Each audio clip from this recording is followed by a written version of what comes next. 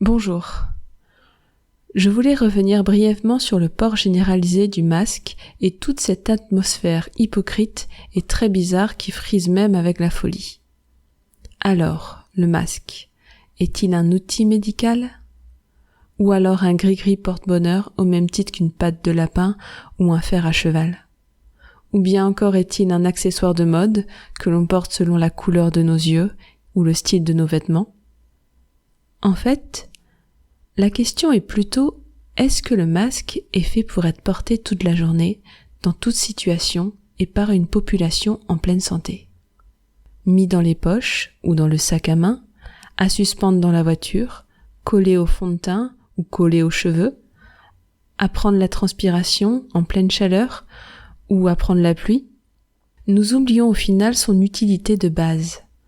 Le masque sert avant tout aux médecins qui sont proches des malades et aux malades contagieux qui ont des symptômes tels que des éternuements ou le nez qui coule. Les hommes politiques et certains médecins eux-mêmes ne savent pas le porter correctement quelques minutes en dehors de leur cabinet. Malgré ce constat, nous entendons peu de gens s'émouvoir de cela, car en fait, la question n'est pas de bien ou de mal le porter, mais de le porter, tout simplement. Et à partir de là, tout va bien pour vous, car vous vous conformez aux règles. Ainsi donc, nous avons fait de ce qui devrait être un outil médical, un gris-gris porte-bonheur. À ceux qui pensent encore que le masque tel qu'il est porté par la population est une très bonne chose, je vous laisse avec un extrait d'une vidéo de Salim Laïbi, chirurgien dentiste à Marseille, dans lequel il nous lit la notice qui explique comment bien utiliser son masque. Ici, il ne s'agit pas d'opinion ou d'avis personnel, mais tout simplement de faits. Et comment appelle-t-on quelqu'un qui refuse de voir les faits ? Vous voyez ce que je vois, chers amis, vous voyez ce que je vois. Ça, c'est une notice de consigne d'utilisation de masques chirurgicaux vendus en pharmacie. OK ? Alors, regardez-moi ça. Ils ont fait des beaux petits schémas. Après, regardez-moi ça. Avant, regardez comment...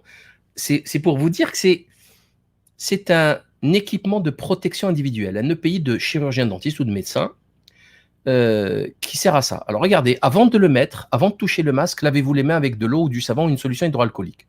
Qui c'est qui fait ça? Personne. Inspectez le masque et assurez-vous qu'il n'a pas de trou, déchirure ou dégradation. Ok, il est recommandé de porter le masque sur une peau nue en évitant le contact avec les cheveux. Ça va être compliqué. Il n'y a personne qui respecte ça, surtout les femmes. Parce que là aussi, quand vous êtes médecin, vous êtes une femme, vous mettez la charlotte, vous ressemblez les cheveux, mais dehors, tout le monde met le masque avec les cheveux. Ne modifiez jamais le masque de quelque façon que ce soit, d'accord. Tournez le masque dans la bonne direction, posez-le sur le visage, faites passer des boucles ou attachez la partie supérieure, ajustez la bande pour le nez, attachez la partie inférieure si nécessaire, ajustez le masque de façon à recouvrir le nez, etc. Lorsque vous le portez, évitez de le toucher ou de le déplacer. Tout le monde ne fait que ça. Il suffit de voir les plateaux télé, c'est un scandale. Même les médecins, même les profs, les chefs de service, ils passent leur temps à toucher parce que c'est pas fait pour. C'est pas fait pour. C'est fait pour travailler. C'est un acte médical précis. On n'est pas fait pour parler. On n'est pas là pour raconter nos vies pendant 1 heure dans une émission télé. Ça n'a pas de sens. Ce n'est pas fait pour. Ne le mettez jamais en position d'attente sur le front, sur le menton. Tout le monde le met là. Enfin bon, bref. Alors, il faut changer le masque quand vous avez porté le masque 4 heures. Personne ne le fait. Quand vous souhaitez boire ou manger, personne ne le fait. Il faut changer le masque. C'est-à-dire que vous le mettez pendant 1 heure. Vous l'enlevez pour boire ou manger, il faut le jeter. Quand il devient difficile de respirer, celle-là, cette phrase, je ne l'ai pas trop comprise. Mais bon, si le masque s'humidifie, là encore, quand on parle beaucoup, quand il fait froid, il s'humidifie très vite. Donc, il faut le jeter au bout d'une demi-heure. 1 heure maximum. Si le masque est endommagé, c'est les gens, au prix que ça coûtait au début, personne n'allait le jeter. S'il ne tient plus correctement le visage, etc. Pour l'enlever, écoutez-moi ça, pour l'enlever, lavez-vous les mains avec de l'eau, du savon ou une solution hydroalcoolique. Juste pour l'enlever, il faut d'abord se laver les mains. Décrochez les lanières pour décoller le masque de votre visage, dénouez les nœuds. Vous ne devez l'enlever qu'en touchant les bords, les attaches ou les boucles. Ne touchez pas les parties qui couvrent votre nez et votre bouche. Jetez-le tout de suite dans une poubelle qui se ferme. Pour terminer, lavez-vous à nouveau les mains avec la solution hydroalcoolique. Alors maintenant, je pose une question simple, chers amis. Qui fait ça? Personne ne fait ça.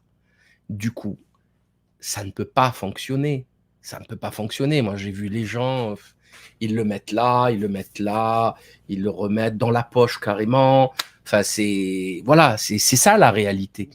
Alors on se dit oui, j'ai mon masque, on a l'impression que tout le monde est masqué, je prends pas d'amende, d'accord, 135 €, c'est violent, 6 mois de prison, récidive 3 fois en moins de 30 jours. Mais à quoi ça sert ce cirque? Pourquoi cette hypocrisie? C'est pas sérieux, enfin, c'est insoutenable, c'est insupportable, hein. Franchement, c'est insupportable. Être débile à ce point, c'est insupportable. Merci d'avoir regardé cette vidéo. Je vous souhaite par avance un joyeux Noël et à bientôt.